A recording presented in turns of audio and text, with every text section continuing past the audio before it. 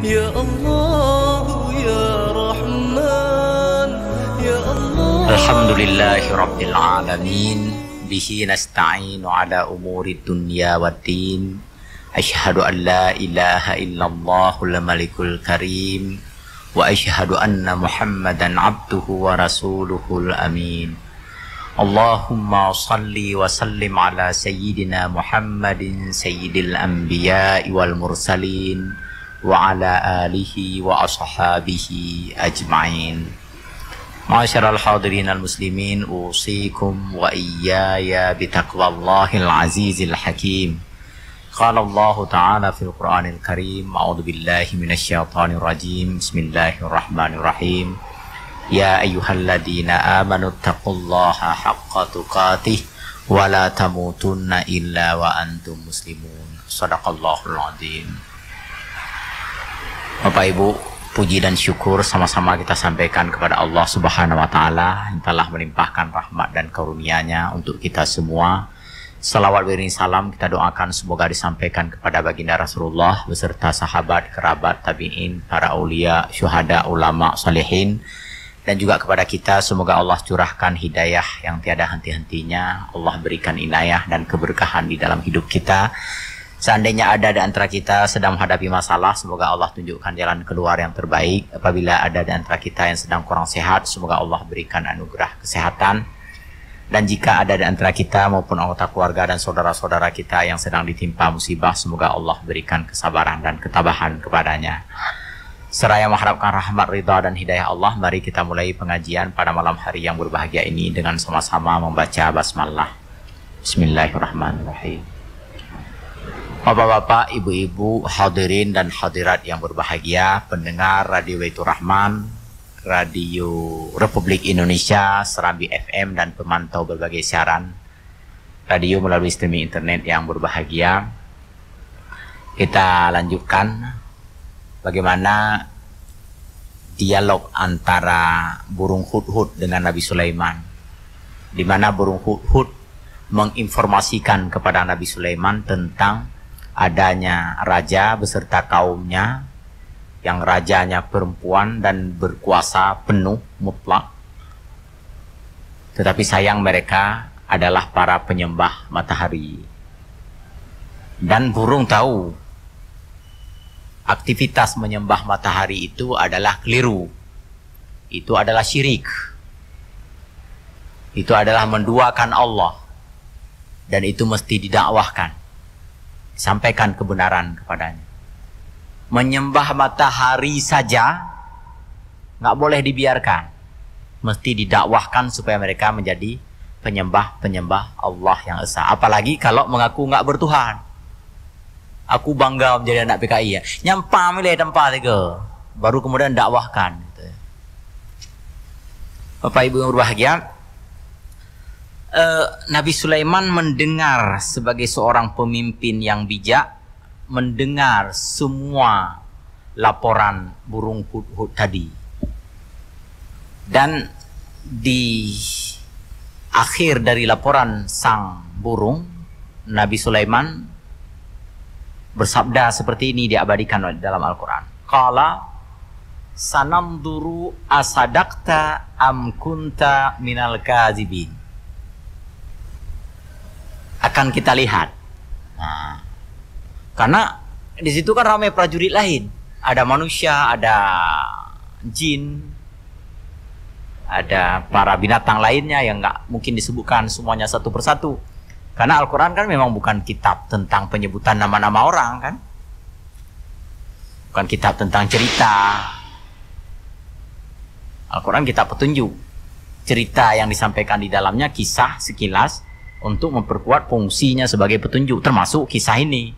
Dan banyak sekali petunjuk yang bisa kita peroleh, ibrah, pelajaran, mau'idah dari kisah tersebut. Sanamdur, akan kita lihat. Asadakta am kunta minal kadzibin. Apakah engkau benar wahai hudhud? Atau engkau termasuk dari orang-orang yang berdusta, dari bukan orang ini burung, dari yang berdusta. Gaya bahasanya ini sangat indah Bapak Ibu. Indahnya yang pertama, asadaqta, apakah engkau telah benar? Menggunakan fi'il. Asadaqta, apakah engkau telah berkata benar? Am kunta minal kazibin. Bukan lagi dalam bentuk fi'il, tetapi dalam bentuk isim. Apa beda isim dengan fi'il ya? Yang satu, Nabi Sulaiman di awalnya mengatakan untuk kejujuran beliau gunakan kata kerja. Benarkah engkau berkata begitu? Gitulah kira-kira. Benarkah apa yang kau katakan itu? Asadaqta am kunta minal kazibin. Jangan-jangan kamu pembohong. Begitu dia bahasanya. Yang begitu Bapak Ibu yang berbahagia.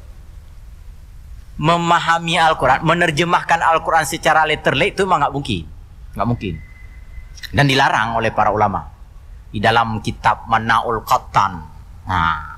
Kitab Mabahis fi Ulumil Quran yang dipakai oleh mahasiswa itu. Mulai dari mahasiswa dalam negeri sampai luar negeri. Dalam Nanggro sampai luar Nanggro maksudnya.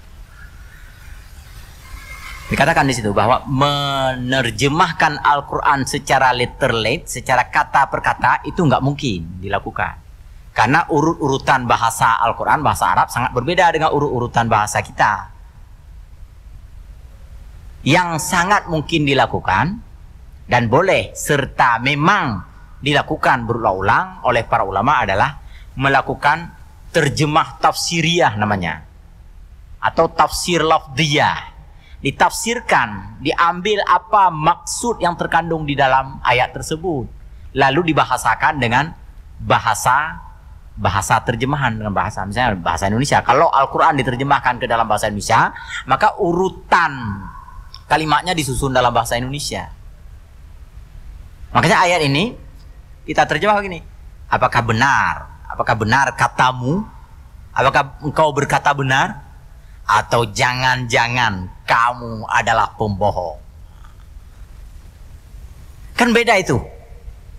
Untuk yang pertama dalam soal jujur, Nabi Sulaiman tidak mengatakan apakah engkau dari kalangan orang-orang jujur, enggak. Tetapi langsung kepada perbuatannya. Sedangkan untuk kebohongan itu ditujukan kepada pelaku dan sifat karakter yang melekat pada seseorang. Artinya begitu buruknya bohong itu Bapak Ibu. Maka Bapak Ibu jangan bohong-bohong. Boleh berkampanye, tapi jangan bohong-bohong dalam kampanyenya. Lu gupu foto ada ujung siran. Yuk tiang listrik kita foto ya, tekam balik oleh. Enggak boleh itu. Saya sering bilang di masjid ini, Pak, politik itu bagus bagi yang melaksanakan secara bagus. Politik menjadi buruk jika dilakukan oleh orang-orang buruk. Maka dipilih yang bagus-bagus. Ingat tanggal Badung, Pak.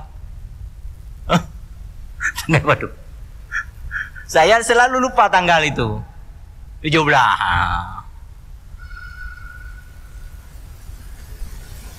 Yang kain-kain punya masjid. Mana yang hantar siap masjidnya? Baik pilih orang hantar siap masjid. Lain ada bergerodro kan? Nah,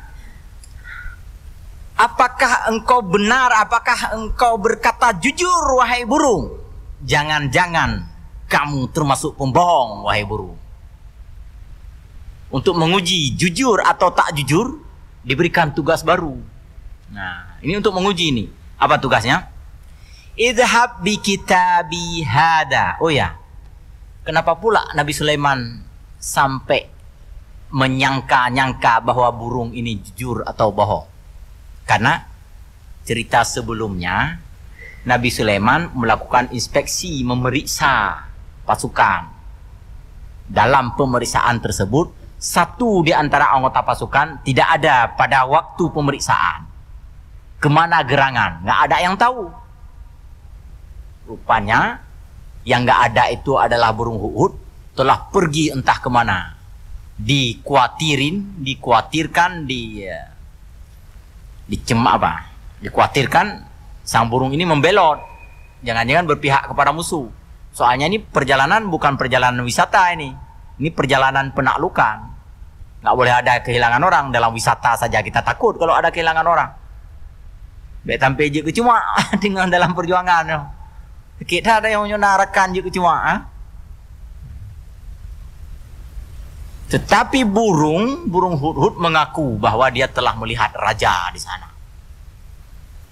Nah, makanya Nabi Sulaiman mengatakan, benarkah yang engkau katakan itu? Atau jangan-jangan kamu ini adalah pembohong?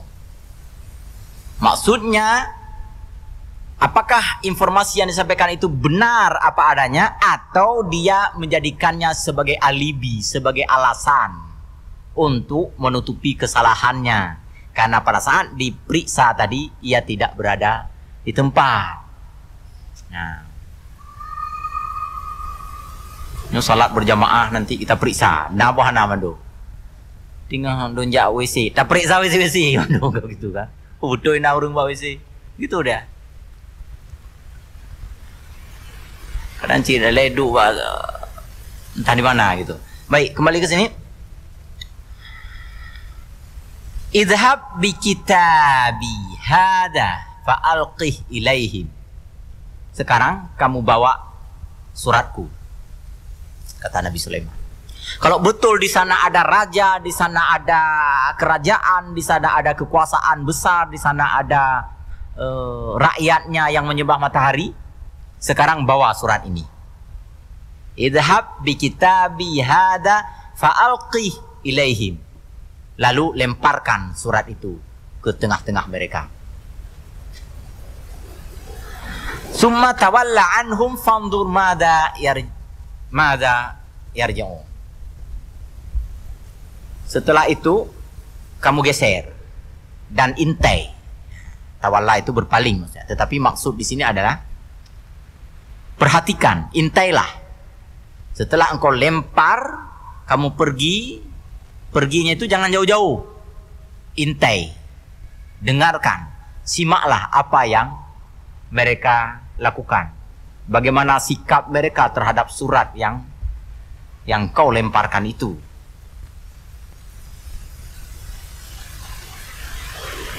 Qalat, ya ayyuhal mala'u inni ulqiya ilayya kitabun karim. Burung hudhud ini melaksanakan misi sangat bagus. Ini misi possible nih, bukan misi impossible. Betul-betul misi yang sangat terukur, sistematis, sangat terencana.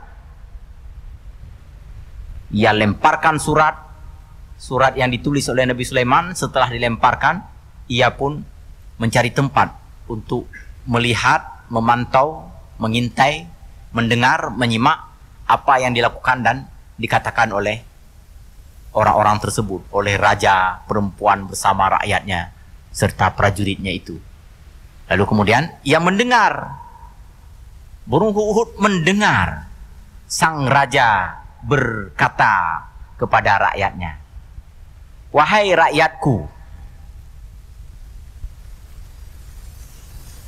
rakyatku, sesungguhnya aku telah dilemparkan, telah dikirimlah lah bahasa kita. Karena yang ti surat kena si nah. Ada surat sampai satu ke tengah-tengah kita ini. Kitabun karim. Surat yang berharga. Berarti raja ini raja yang menghargai pihak lain. Bantu surat ini, ada surat yang berharga. Walaupun si pengirim surat kan nggak diketahui ada di situ. Apalagi penulis surat, nggak nampak di situ. Hanya burung yang ada melemparkan. Tetapi dia tetap menghargai surat ini. Ini ciri-ciri orang yang bisa diajak kerja sama ini. Nasi lah ada orang tajuk proposal ke dilantung bro, kedekti. Nasi yang lagi nyana. Paling kurang gegesuk lah tiga. Lagak ada proposalnya. Soal gejuk peng atau hananya soal kedua tu. Yang penting gak penerimaan. Dia tajak orang asal lu. Waalaikumsalam katrip tu hana merumpa. Nyam kopi hana ke pakaji. Gedam upakat damang rumah hana. Tapi baru ke trip kata yang hana merumpa. Kata ubat hati tanya. Pulau punya ke pakat baca pun tu. Tapi menyobaban pada jak assalamualaikum. Malum sibuk dah boh. Nya hak anak he ono juga he, ya kan?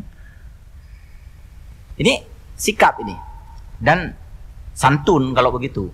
Sang raja perempuan ini santun dalam menyikapi kedatangan surat tersebut. Innahu min Sulaiman wa innahu bismillahirrahmanirrahim. Sesungguhnya surat ini adalah dari Sulaiman, kata si raja ini. Kan ditengok siapa pengirimnya. Sesungguhnya surat ini berasal dari Sulaiman. Karena ada namanya di situ. Wa innahu bismillahirrahmanirrahim. Dan di dalam surat ini termaktub tulisan bismillahirrahmanirrahim. Dengan nama Allah yang maha pengasih lagi maha penyayang. Jadi sejak zaman Nabi Sulaiman, lafal bismillah itu sudah ada. Disebut-sebut juga Nabi Sulaiman yang pertama sekali menulis kalimat ini secara lengkap. Isinya, Allah ta'lu alayya wa'tuni muslimin. Wahai kalian semua, begitulah. Janganlah kalian meninggikan diri terhadapku. Dan datangilah aku dalam keadaan kalian sebagai orang muslim, orang menyerah diri. Jadi maksud muslimin di sini bukan berarti menyerah total karena sudah takluk, bukan itu. Maksud muslimin di sini adalah ya, tidak menunjukkan keangkuhan dan perlawanan. Makanya diawali dengan bismillahirrahmanirrahim. Bismillahirrahmanirrahim, dengan nama Allah yang maha pengasih lagi maha penyayang. Mudah-mudahan dengan kalimat ini didengar, disikapi dengan baik. Bahwa seseorang memanggil atau mengajak atau menyeru kita mengatasnamakan Allah di dalam panggilan seruannya. Maka datanglah dengan penuh rasa ketundukan. Bukan ketundukan kepada Sulaimannya, tapi tunduk kepada bismillahirrahmanirrahim. Itu dia. Nggak penting patuh dan taat kepada Nabi Sulaiman. Kayak kita berdakwah juga Bapak Ibu. Kita berdakwah ini nggak penting dia dengarkan kita. Ikut dia, deket. Ikut dia itu mayang sana. Nggak penting kita. Di depan kita biar aja dia pura-pura nggak dengar, cuek-cuek dikit, lompat-lompat deh balun deh. Duk yu payung. Plung gede atau mat HP. Cek. Tetapi begitu selesai ceramah, misal saya ceramah, azan berkumandang, langsung dia pergi ambil wuduk salat. Naci geduk no gebli dia. Ulunya laginya mata sembahyang kagak ada. Nggak penting kita yang menyampaikan kebenaran ini nggak perlu dihormati, dihargai, dielu-elukan, ditepuk tangan ini nggak perlu. Nggak. Yang perlu adalah isi seruan dan ajakan kita itu bermanfaat untuk memperbaiki dirinya dan juga bermanfaat untuk memperbaiki orang sebanyak-banyaknya.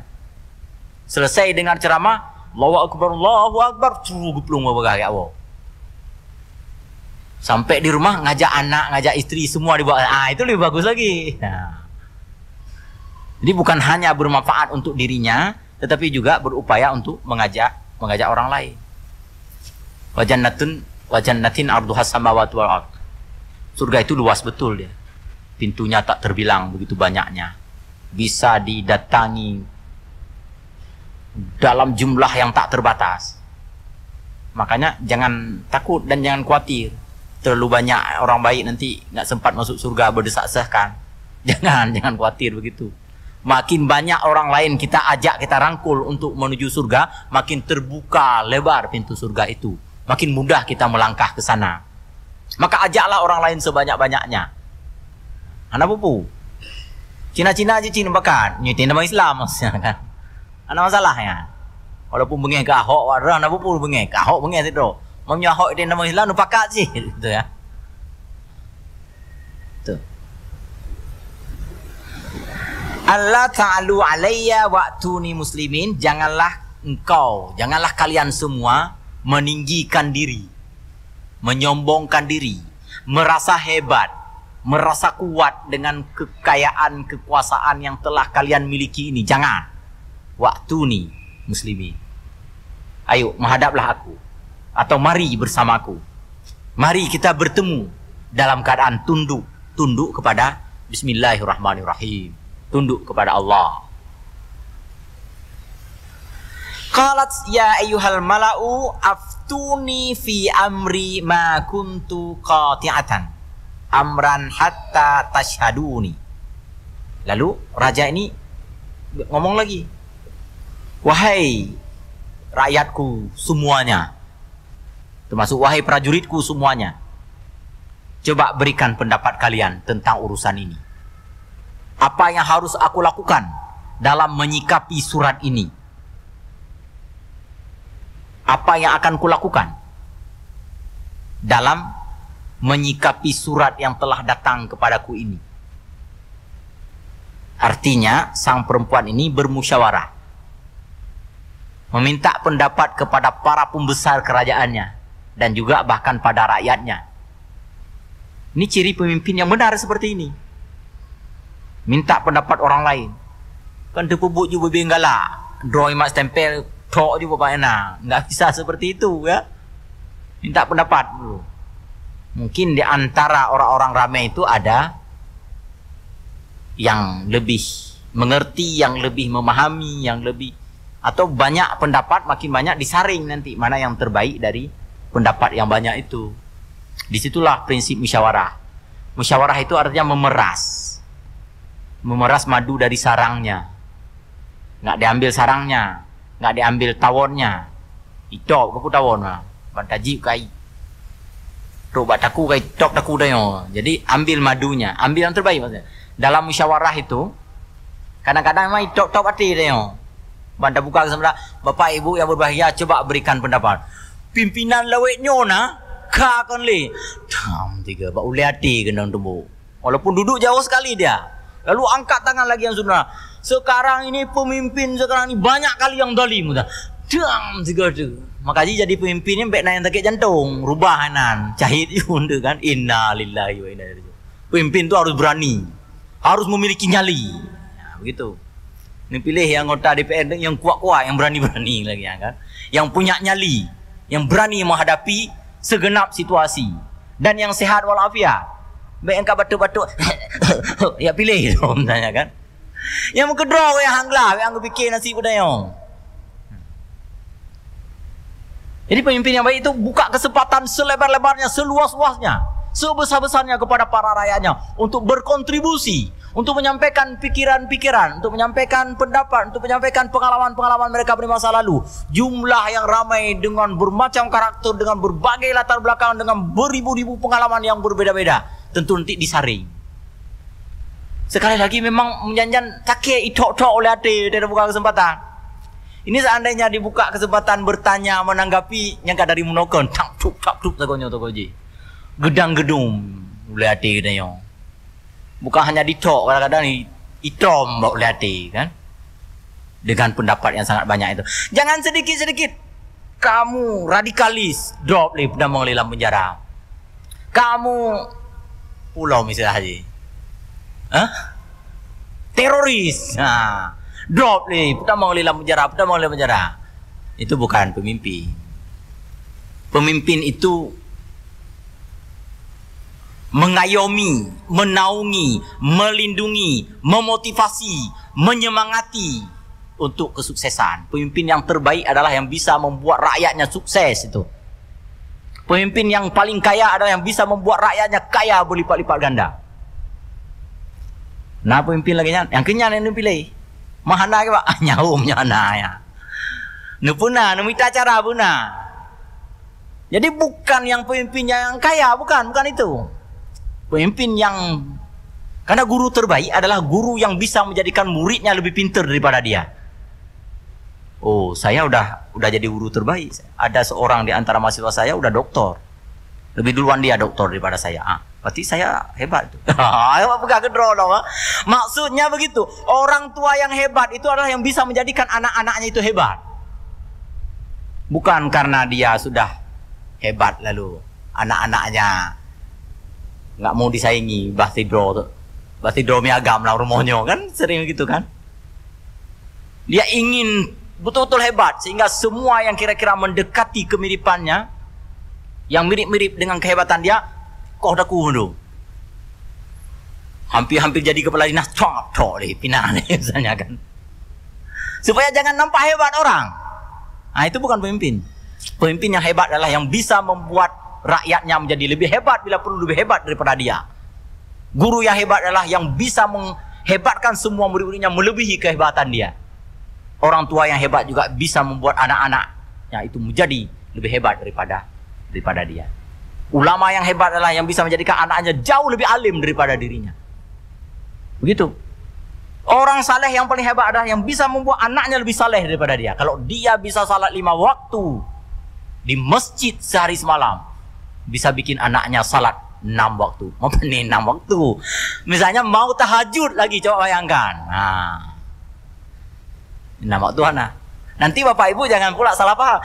Hafiz yang baik 30 juz, yang paling baik adalah yang bisa buat anaknya hafal. Jangan 31 juz, nggak ada. Nggak ada. Tetap 30 juz, tetapi lebih bagus iramanya, lebih mutqin daya ingatannya, bacaannya, lebih banyak lagi murid-muridnya, gitu. Makanya berikan kesempatan bermusyawarah, terbuka, bernyali, hadapi segala tantangan. Itulah pemimpin. Dan pemimpin perempuan yang disebutkan dalam Al-Quran itu sudah mempraktekkan sebahagian. Ini menjadi pelajaran bagi kita. Dan ini ditemui oleh Nabi Sulaiman. Sayangnya pemimpin berserta rakyatnya ini tadi dilaporkan oleh Hud sebagai penyembah matahari. Yang ini salah. Inilah yang harus diluruskan. Nah, qalu nahnu ulu quwwatin wa ulu ba'sin syadid wal amru ilaiki famduri madza ta'murin. Lalu ada petinggi-petingginya, panglimanya itu ngomong begini. Wahai raja, wahai ratu kami ini orang-orang gagah perkasa, orang-orang kuat. Kami sanggup menghadapi peperangan. Peperangan sedahsyat apapun siap kami lakukan. Tinggal menunggu perintah engkau, wahai tuanku. Bukan tuanku, apa? Wahai rajaku, ratuku. Nah, begitulah kira-kira. Kami ini adalah orang-orang kuat. Kami orang-orang yang sanggup berperang. Kami sanggup menghadapi apapun tantangan. Maka berikan pandanganmu, berikan perintahmu. Kami siap menjalankan perintah. Ah, ini anak buah yang hebat nih. Prajurit yang hebat begitu. Prajurit yang hebat begitu dipanggil, hei kenoleh siap. Lepuhom, pokoknya kenoleh siap je. Dipanggil disebut namanya misalnya. Abdullah siap. Siap ho, yang penting siap leh maksudnya. Begitu. Itu prajurit yang hebat itu. Jangan gerhe menteng pimpinan dia, atasan dia, siap. Lepuh, yang penting siap leh. Apapun disuruh siap dan berani dia lakukan. Kenapa? Perintah atasan. Ini prajurit hebat. Jangan sampai kerban ke ngembali ke, gitu ya. Kerban ke ngembali ke maksudnya atasannya bekerja maksimal, prajurit belum mulai apa-apa. Ada itu, di cleaning service ada kejadian seperti itu. Ada bos cleaning service. Suruh pada anak buahnya, ngepel kamu. Kayak mana ngepel, Pak? Ngepel kayak gini, katanya. Ambil pengepel gini. Oh gitu ngepel, Pak. Terus kayak mana lagi, Pak? Gini lagi. Terus setelah itu, gini lagi. Sampai selesai pengepelan, anak buahnya nggak ada kerja sedikit pun. Nah, yang lainnya. Ini bukan anak buah yang baik ini. Ini bukan prajurit setia ini.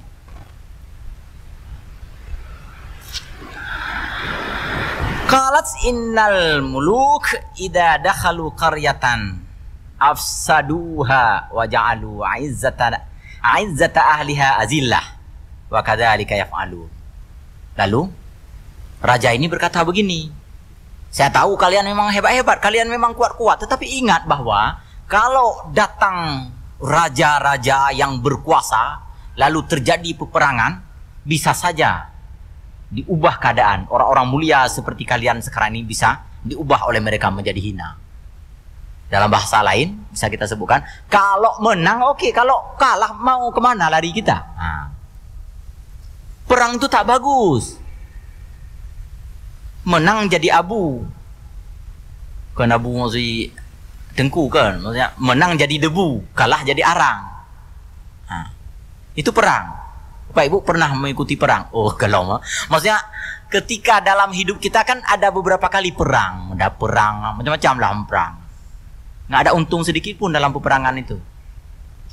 Yang menang dapat debu, yang kalah dapat arang. Susah semuanya. Yang kena timbak mati, yang tumimbak itu dengar malam.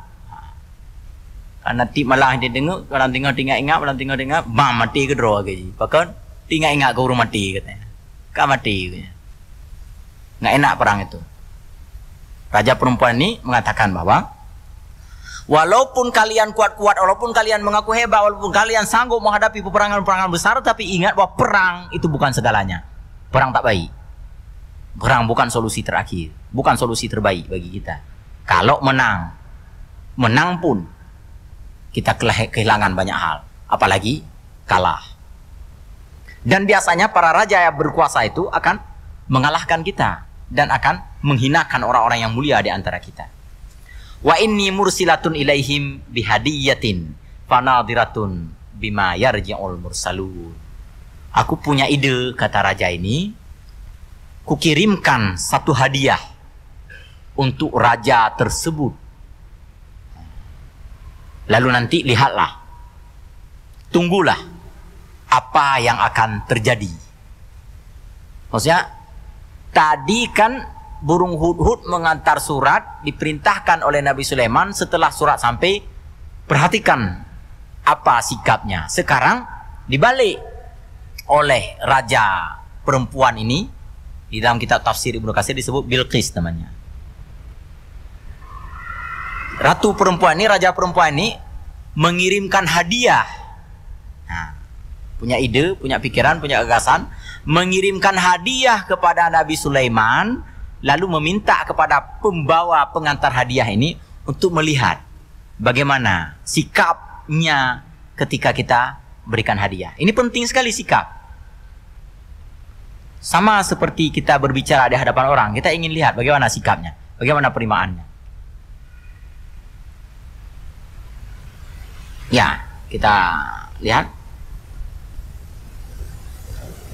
Falamma jaa Sulaimana qala atumiddunani bimalin fama atani Allah khairum mimma atakum bal antum bihadiyatikum tafrahun.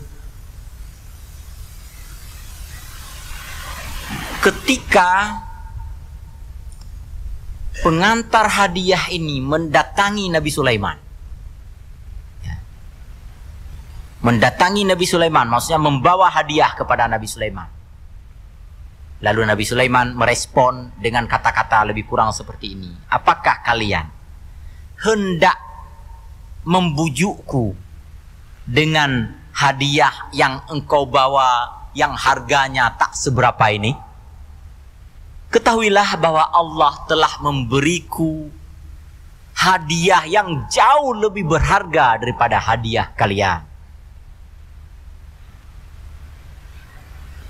Bukan berarti tak menghargai pemberian, tetapi jangan membujukku dengan pemberian-pemberian ini. Nyo bahasa katanya bek sogok long nyo, ubi dah nyo raya, bek cih maksudnya. Kira.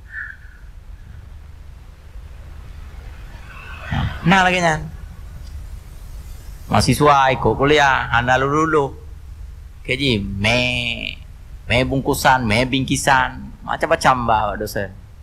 Nah, dosen yang berwibawa kan, puaso, tanya gile kan, puaso. Ijazah batik dari Malaya, puau dari Malaysia, inur lebih lom batik, lebih mah. Ijazah sutra, gile kan gitu kan. Pu sutra yang, sutra sintetik, puau je gede, gitu dia.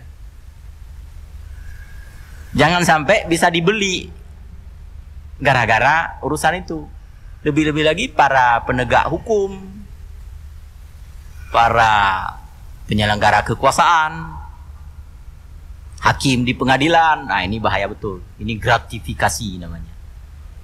Dan ini dikenakan hukuman yang berat, termasuk salah satu varian korupsi. Dapat dipenjara berdasarkan undang-undang nomor berapa? Nanti ingat nomor. Undang-undang tentang tindak pidana korupsi. Saya dipenjara kita dengan menerima pemberian-pemberian itu. Jadi rupanya sejak dulu orang sudah mulai kasih mengasihi ini, beri memberi ini untuk mempengaruhi kebijakan penguasa, kebijakan pejabat. Lelang proyek misalnya, bawa dulu ke pejabat, setelah itu dapat proyek. Pertama ngane bak sekolah ajik luluh meci becut le. Ini semua perilaku-perilaku yang tidak boleh dibiarkan berlanjut. Kalau masuk sekolah dites, tujuan tes adalah menyeleksi, mencari siapa yang lebih tepat untuk masuk ke sekolah itu. Kuliah begitu juga, siapa yang paling berhak untuk duduk di bangku itu, siapa yang paling berhak mendapatkan nilai tinggi, maka dialah yang diberikan nilai tinggi. Seandainya seorang dosen memberikan nilai tinggi kepada orang yang mampu, memberikan nilai rendah kepada yang tidak mampu, itu dosen yang adil. Saya lagi ngisi-ngisi nilai tadi. Nilai mahasiswa, ada yang A saya kasih, ada yang E, yang betul-betul pandai dalam kelasnya, yang tinggi sekali, jawabannya itu bagus sekali, saya berikan nilai A. Yang bodoh sekali, nggak boleh bilang bodoh, yang enggak pandai sekali gitu ya, saya berikan nilai D. E belum ada tadi, sepanjang tadi belum ada, yang D ada. Itu adil namanya. Jangan Bapak Ibu mengira adil itu sama mendung. Alah kepu manyang daa, kamu C mendung. Ah, itu nggak adil. Yang sangat bagus pengetahuannya, yang sangat bagus jawabannya, kita berikan nilai yang sama dengan yang sangat buruk jawabannya, itu zalim kita. Tadi. Zalim tak hanya memberikan nilai rendah kepada yang berhak mendapatkan nilai tinggi, tetapi juga zalim ketika memberikan nilai tinggi kepada orang yang berhak mendapatkan nilai rendah. Adil itu adalah proporsional. Wadu'u kulli syai'in fi makani. Menempatkan sesuatu pada posisi yang sesungguhnya. Menempatkan A pada posisi orang yang berhak mendapatkan nilai A. Memberikan hak kepada yang he, itu adil. Menyohan hu. Itu. Kalau hak nggak diberikan kepada orang he, maka orang yang he menjadi hu dia. Capek maksudnya. Bukan capek lagi namanya. Hu itu kelewat he. He hu jadinya kan. Jadi keadilan seperti itu. Memberikan hadiah dilakukan oleh raja perempuan yang disebut-sebut namanya sebagai Ratu Bilqis pada masa itu untuk Nabi Sulaiman, dikhawatirkan, diperkirakan akan mempengaruhi kebijakan Nabi Sulaiman dalam melakukan ekspansi ini. Dan Nabi Sulaiman melakukan ekspansi bukan untuk membunuh, bukan untuk menghancurkan, bukan untuk menguasai, tetapi untuk menyebarkan kebenaran. Beberapa waktu lalu kita bahas di sini perbedaan Nabi dengan Rasul kan. Kalau Nabi mendapatkan wahyu dari Allah, itu tidak diwajibkan untuk disampaikan kepada orang lain. Cukup untuk diamalkan sendiri. Boleh mengajarkan kepada yang lain, tetapi nggak ada kewajiban. Sedangkan para Rasul, kewajibannya memang wahyu ini mesti disampaikan kepada pihak lain. Seandainya pihak lain itu tidak mau menerima, maka cari cara supaya sampai. Seandainya pihak lain itu membuat batasan-batasan penghalang dan segala macam rintangan, perlawanan dan sebagainya, maka para rasul ini mesti melakukan perlawanan, menghancurkan segala rintangan itu, agar wahyu yang diperintahkan oleh Allah tetap mesti sampai kepada mereka. Nabi Musa kan begitu kisahnya. Nabi Musa mesti menyampaikan dakwah kepada Bani Israel, yang Bani Israel diperbudak oleh Fir'aun, dan Bani Israel sebahagiannya juga menjadi prajurit-prajurit Fir'aun. Ketika dakwah hendak disampaikan, dilarang oleh Fir'aun. Nggak boleh sampaikan dakwah kepada ini orang saya. Maka Nabi Sulaiman, maka Nabi Musa pun melakukan perlawanan. Sudah kita bahas dulu. Berbagai macam cara. Hak tumbuk-tumbuk juga kan. Ada yang mati kan? Kena bogem Nabi Musa. Pendakwah begitu juga Bapak Ibu. Pendakwah itu adalah warisan, pewaris para rasul. Sampaikan kebenaran kepada umat. Ketika kebenaran itu dihalang-halangi, dirintang-rintangi, maka si pun dakwah ini wajib belajar silat dan karate. Ya. Lawan, hantam. Bukan untuk cari lawan, tapi agar kebenaran sampai kepada semua orang. Bukan orang yang melawan itu kita sampaikan dakwah, tetapi dia kadang-kadang menghalangi sampainya dakwah kepada sejumlah orang yang ada di belakang itu. Nyo kampung long kulai Tuhan. Kaki long kulai muda. Siapa kuat? Coba. Gitu. Jadi dakwah harus disampaikan.